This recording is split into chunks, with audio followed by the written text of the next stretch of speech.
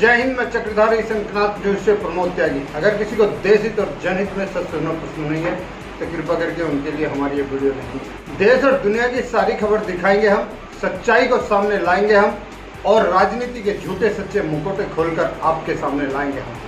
भारत को अखंड भारत बनाने में आपके सहयोग के साथ कंधे से कंधा, हाथ से हाथ मिलाएंगे। अगर आप हमारे चैनल से नए जुड़े हैं तो प्लीज सब्सक्राइबर और बेल आइकन दबाना ना भूलें। पाकिस्तान दुनिया में एक इकलौता ऐसा देश है जो बार बार शिकस्त खाने के बाद, बार बार जूते खाने के बाद बाज नहीं आता।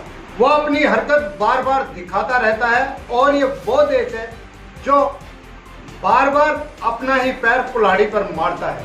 अभी नई सरकार बनने के साथ ही पाकिस्तान ने नई हरकत शुरू कर दी है। भारत के साथ उसने षड्यंत्र रचने की कोशिश की, लेकिन भारत के विदेश मंत्री ने तुरंत ही कॉन्फ्रेंस करके उसके सारे षड्यंत्र को नस्ता नाबूद कर दिया। पाकिस्तान को अच्छी तरह से पता है कि भारत के प्रधानमंत्री और अमित शाह ने पीओके को लेकर क्या कहा था और वो इमरान सरकार भी अच्छी तरह से जानती थी और ये नई सरकार भी अच्छी तरह से जानती है। लेकिन पाकिस्तान की जनता को झूठा सच्चा दिलासा देकर भारत के नाम के कसीदे पढ़े जाते हैं और कश्मीर को अपने अंदर लेने के लिए वो रोज की कुछ न कुछ षड्यंत्र करते रहते हैं।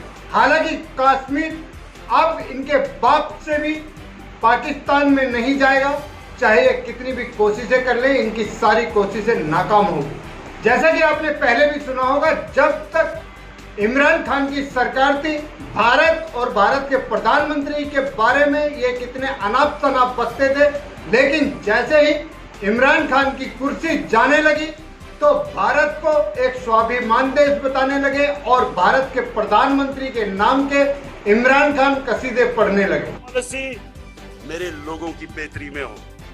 साथ वाला हमारा मुल्क है हिंदुस्तान। मैं आज हिंदुस्तान को दाद देता हूं। इन्होंने हमेशा आजाद फॉरेन पॉलिसी रखी। आज हिंदुस्तान उनके साथ मिला हुआ, उनका अलायंस है। क्वाड के अंदर अमेरिका का अलायंस की हुई है और अपने आप को वो कहता है मैं न्यूट्रल हूं। रूस से तेल मंगवा रहा है जबकि सैंक्शंस लगी हुई हैं, क्योंकि हिंदुस्तान की पॉलिसी अपने लोगों की बेहतरी के लिए है। इन दोनों के दौर में इन डाकुओं जब 10 साल ये इक्तदार में थे तो इनकी पॉलिसी हमारे लिए नहीं थी। 400 ड्रोन अटैक हुए पाकिस्तान पे, हमारे औरतें बच्चे मारे गए, हमारे बेकसूर लोग मारे गए। एक दफा इन्होंने मजम्मत नहीं की, मुनाफिकत की। अमेरिकनों को कहा कि आप ड्रोन मारी जाओ और हुकूमत से एक स्टेटमेंट आया हम मजम्मत करते हैं। मुनाफिक, पैसे की पूजा करने वाले, इनके पैसे पड़े हुए हैं मुल्क से बाहर। इनकी बड़ी बड़ी अरबों रुपए की जायदादें पड़ी हुई हैं मुल्क से बाहर। ये कभी अपनी कौम के लिए नहीं खड़े होंगे, क्योंकि ये पैसे की बुत की पूजा करने वाले लोग हैं।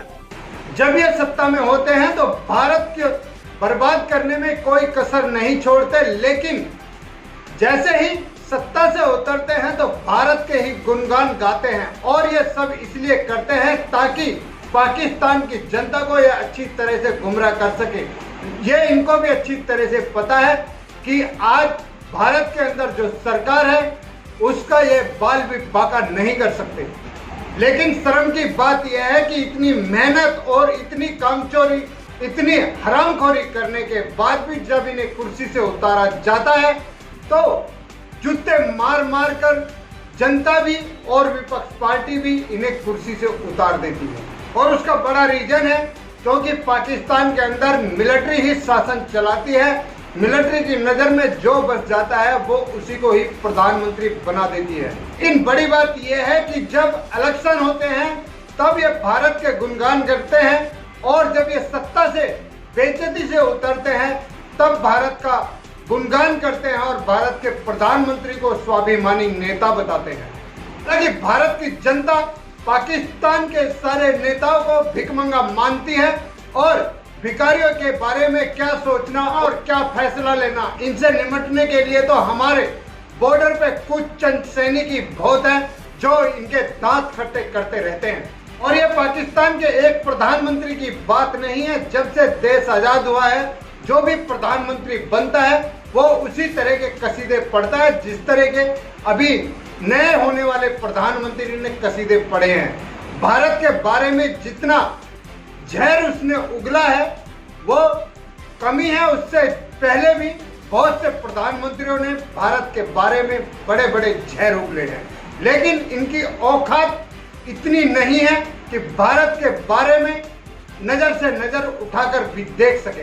भारत आज एक विश्व की सबसे बड़ी ताकत बनने जा रहा है और ये अपने आप को महसूस जा रहे हैं कि हमारे साथ भारत भी आजाद हुआ था, लेकिन हम भिखारी के भिखारी रह गए और भारत सातवें आसमान पर चला गया। इसी के साथ देश की सच्चाई के लिए, देश के लिए जीना, देश के लिए मरना। अगर आपको हमारी ये वीडियो अच्छी लगी हो तो लाइक करें, शेयर करें, कमेंट करें, सब्सक्राइब करें और बेल आइकन जरूर दबाएं। अब हमें अपने सुझाव को web, Instagram, Telegram, Facebook, YouTube, Twitter और व्हाट्सएप पर भी दे सकते हैं। हम आपके सुझाव का पालन करेंगे। वंदे मातरम, जय हिंद।